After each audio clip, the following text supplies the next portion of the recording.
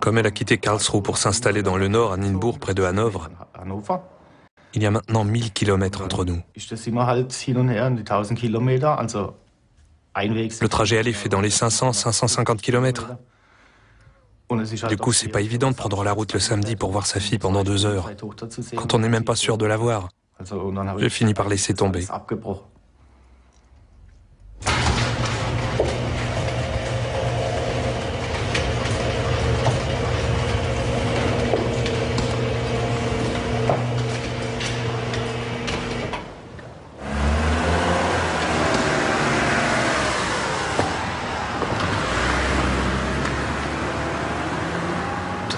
Ça s'est très mal passé. Ça a été catastrophique. On s'est retrouvés dans une salle des services pour la jeunesse. J'avais apporté des jouets, mais ma fille n'a rien voulu savoir. J'étais devenu un étranger. Elle ne me connaissait plus.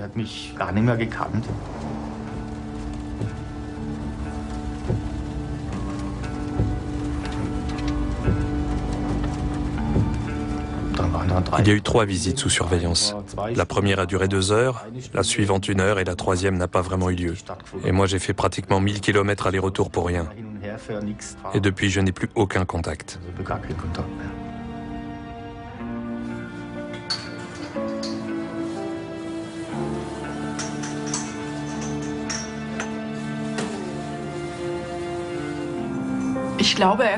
Dès lors, il n'incarne plus que le méchant. Et dans ce cas, les mères sont vraiment persuadées qu'il vaut mieux que les enfants ne voient plus leur père.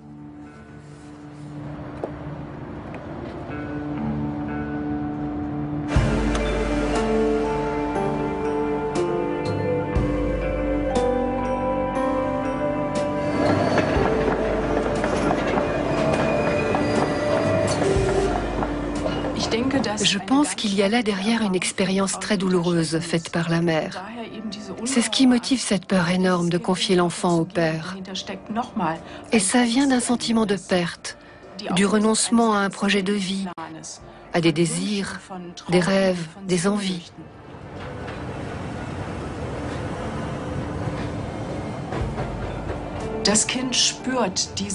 L'enfant ressent cette peur, cette réticence de la mère, et il se comporte en conséquence. Il vit avec un seul de ses parents et il a peur de le perdre. Alors il fait tout pour ne pas risquer de le perdre.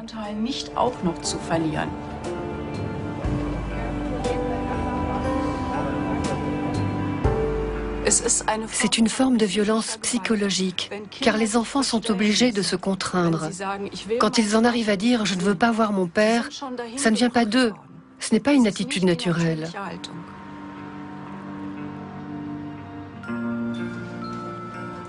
Et c'est comme ça qu'un enfant de 8 ans peut dire à son père « Je ne veux pas te voir, tu es un criminel ».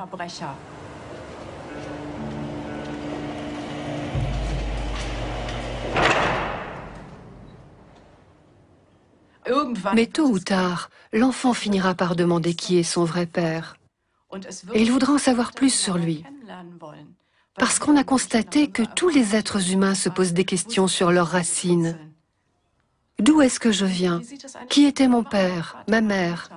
Alors il entreprend des recherches, retrouve son père et le considère peut-être alors sous un autre angle, avec un autre regard. Et à ce moment-là, les mères et les nouveaux pères risquent d'être confrontés à de très gros problèmes.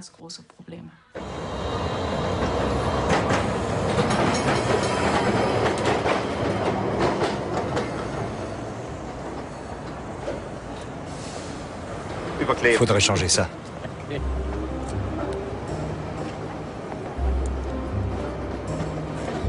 Moi aussi, j'ai grandi sans mon père. Il est mort quand j'avais 9 ans, l'âge de ma fille aujourd'hui. Il a laissé un grand vide dans ma vie, un sentiment de rage et d'impuissance. Moi, je suis en vie et en bonne santé. Et je veux être là pour ma fille.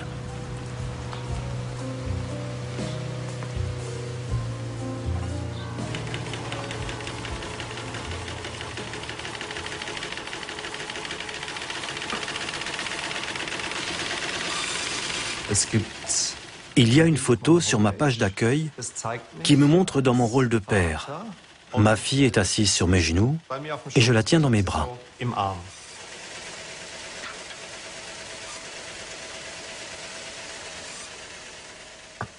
J'ai pris cette photo et j'ai effacé ma fille de l'image de façon à laisser un espace vide sur la photo.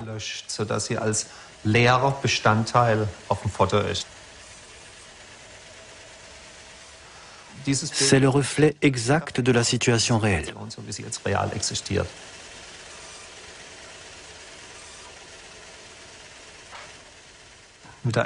Au sujet de ma fille aînée, je ne me risque plus à aucun pronostic.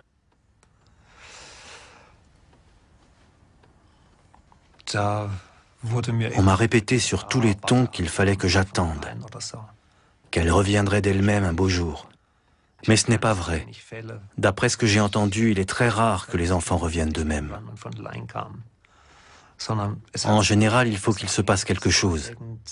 Un événement marquant qui frappe tous les membres de la famille. La mort de quelqu'un, par exemple. Ou une maladie grave. Un événement extérieur qui change la donne.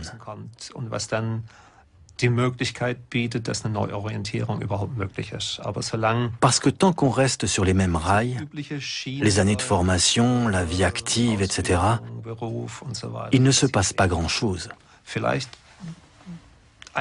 Il faut au moins une naissance ou un décès. Il faut au moins ça pour faire changer les choses. Et si c'était ton décès?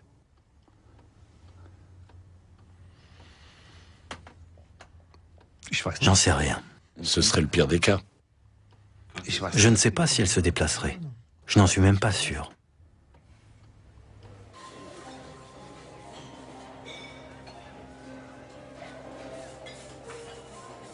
Le juge a décidé que la meilleure solution pour ma fille est que je m'éloigne d'elle.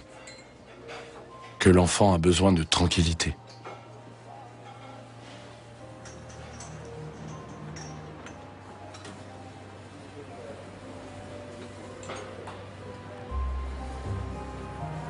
J'aurais donc mené 4 ans de procédure.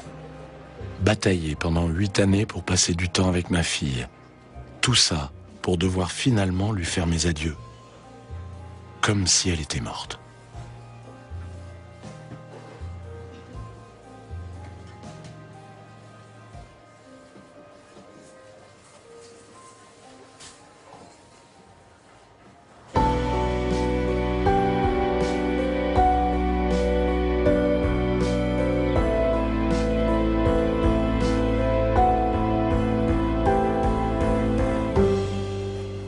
Des copines, oui.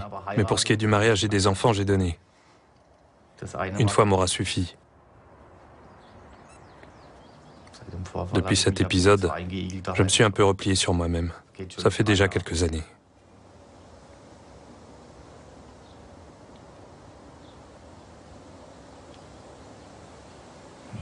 Je ne sais pas comment ça se passera pour ma fille.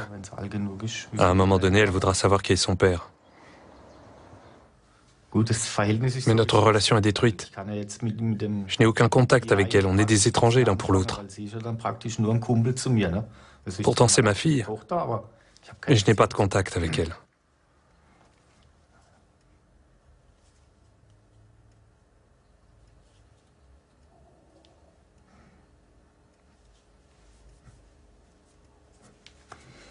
On en est là.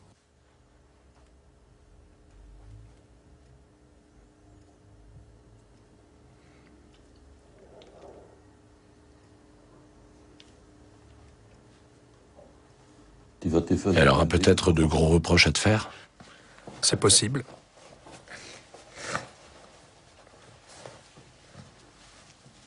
Elle n'aura qu'à les faire. Je n'y peux rien.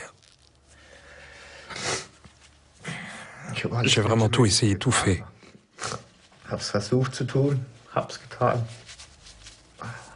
Mais quand quelqu'un ne veut pas,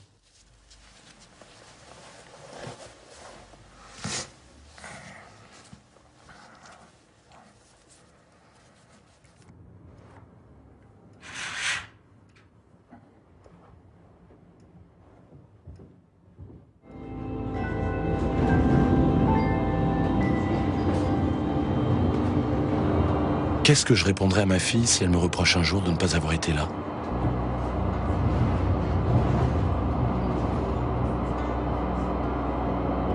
Tout ce que je sais, c'est qu'elle me manque, terriblement.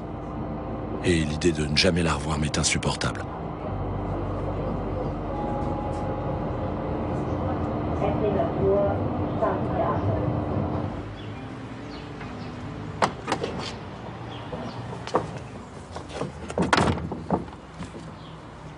Dis-moi, Franz-Jörg, est-ce que tu t'es demandé si ton engagement à la tête de l'association n'était pas un obstacle supplémentaire entre toi et ta fille?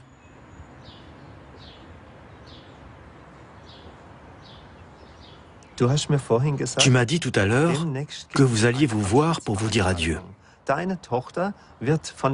Ta fille, qui habite à l'autre bout de l'Allemagne, va venir à Berlin pour faire ses adieux à son père.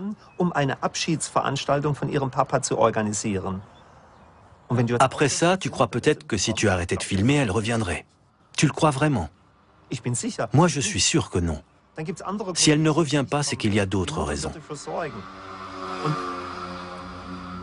C'est sa mère qui fait barrage. Si sa mère pensait qu'il est important que tu joues ton rôle de père, ça fait longtemps que tu aurais revu ta fille. Mais sa mère considère que puisqu'elle a un père de remplacement, elle n'a pas besoin de son père biologique, de son géniteur. C'est pour ça qu'elle a disparu. Que tu fasses ce film ou non.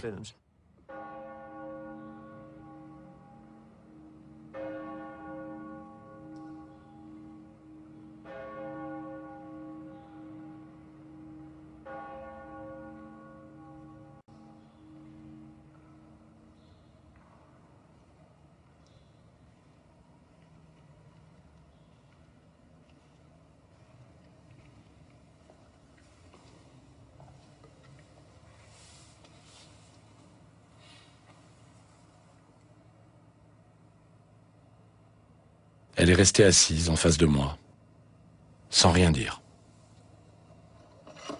Crispée, pétrifiée, mal à l'aise. Ça m'a brisé le cœur de devoir lui faire mes adieux.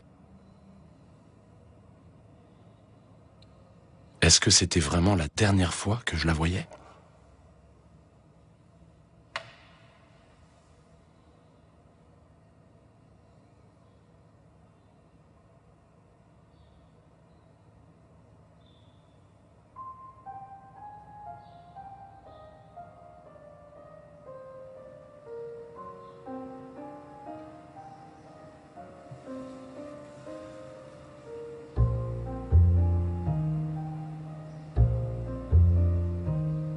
On se retrouve parfois à faire des choses absurdes pour se rapprocher de son enfant.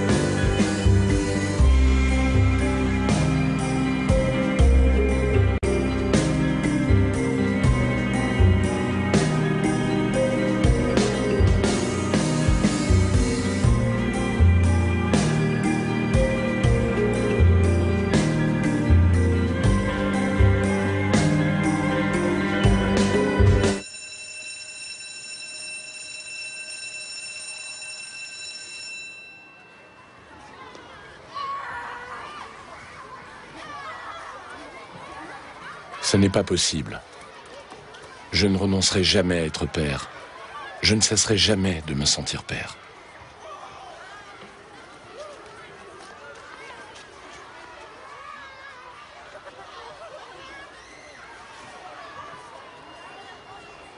Ce qui me fait tenir, c'est l'espoir qu'on se retrouve et qu'on fasse connaissance. Je serai toujours là pour toi.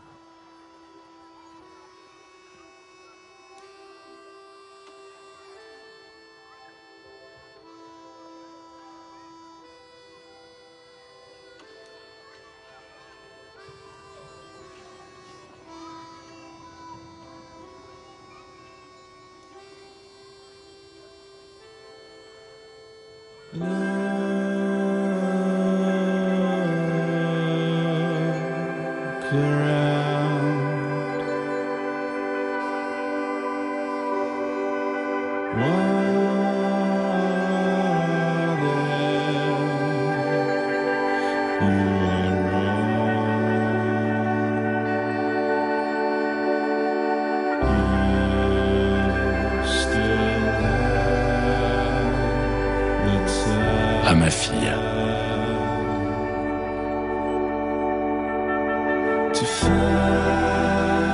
Chaque année en Allemagne, plus de 230 000 enfants vivent le divorce ou la séparation de leurs parents. 9 sur 10 vivent alors chez leur mère. Au bout d'un an, près de 40% d'entre eux perdent le contact avec leur père.